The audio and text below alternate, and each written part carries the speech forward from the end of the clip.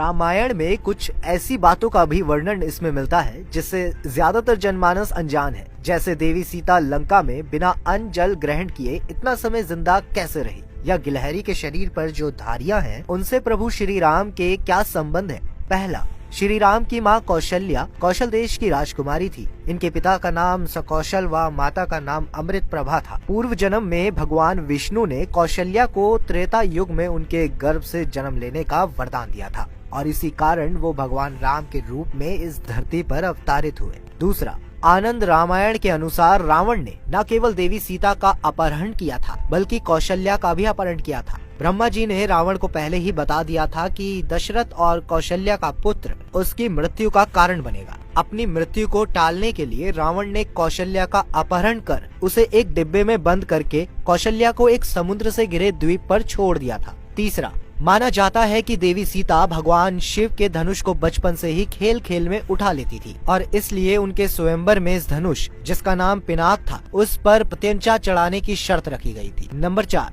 अपने विजय अभियान के दौरान रावण जब स्वर्ग पहुंचा तो वहां उसे रंभा नाम की एक अप्सरा मिली। रावण उस पर मोहित हो गया। रावण ने उसे छूने का प्रयास भी किया तो उसने कहा कि मैं आपके भाई कुबेर पुत्र नल कुबेर के लिए आरक्षित हूँ, इसलिए मैं आपकी पुत्र वधू के समान हूँ। पर रावण अपनी शक्तियों में इतना चूर था कि उसने उसकी एक न मानी। जब नल कुबेर को इस बात का पता चला तो उसने रावण को श्राप दिया कि आज के बाद यदि रावण ने किसी पराई स्त्री को उसके इच्छा के विरुद्ध छुआ तो उसके मस्तक के 100 टुकड़े हो जाएंगे। नंबर 5, जिस दिन रावण सीता का हरण करके अशोक वाटिका में लाया था उसी दिन ब्रह्मा ने एक विशेष खीर इंद्र के हाथों देवी सीता तक पहुंचाई थी। इंद्र ने देवी सीता के पहरे पर लगे राक्षसों को अपने प्रभाव से सुला दिया, जिसके बाद इंद्र ने देवी को वो दिव्य खीर दी जिसे ग्रहण कर देवी सीता की भूख प्यास शांत हो गई और वो अपने कारावास के दौरान बिना कुछ भी खाए पिए रह सकी। नंबर 6, जिस समय श्री राम वनवास को गए थे उस समय उनकी आयु 27 वर्ष थी। राजा दशरथ नहीं चाहते थे कि राम वन जाएं, इसीलिए राजा दशरथ ने उन्हें सुझाव दिया कि वे उन्हें बंदी बना ले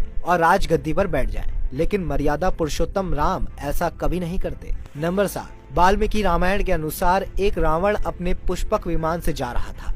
उसने एक सुंदर युवती को तप करते देखा। वह युवती वेदवती थी जो भगवान विष्णु को पति के रूप में पाने के लिए तपस्या कर रही थी। रावण उस पर मोहित हो गया और उसे जबरदस्ती अपने साथ ले जाने का प्रयास करने लगा। तब उस युवती ने रावण को श्राप दिया कि तेरी मृत्यु का कारण एक स्त्री बनेगी और उसने अपने प्राण त्याग दिए। नंबर 8, श्री राम के भाई राजकुमार भरत को अपने पिता की मृत्यु का आभास पहले ही हो गया था। उसने स्वप्न में देखा कि उसके पिता काले कपड़ों में लाल रंग की फूलों की माला पहने हुए एक रथ पर बैठकर दक्षिण दिशा की ओर जा रहे हैं और पीले रंग की स्त्रियां उन पर फूलों की वर्षा कर रही है। नंबर 9, रावण जब अपने विश्व विजय अभियान पर था तो वह यमपुरी पहुंचा। यहाँ उसका युद्ध यमराज से हुआ। जब यमराज ने उस पर काल दंड का प्रहार करना चाहा तो ब्रह्मा जी ने उन्हें रोक दिया क्योंकि वरदान के कारण रावण का वध किसी देवता द्वारा संभव नहीं था। नंबर 10, माना जाता है कि गिलहरी के शरीर पर जो धारियां हैं वे भगवान राम के आशीर्वाद के कारण है। जिस समय लंका पर आक्रमण करने के लिए राम सेतु का निर्माण हो रहा था उस समय एक गिलहरी इस काम में मदद कर रही थी।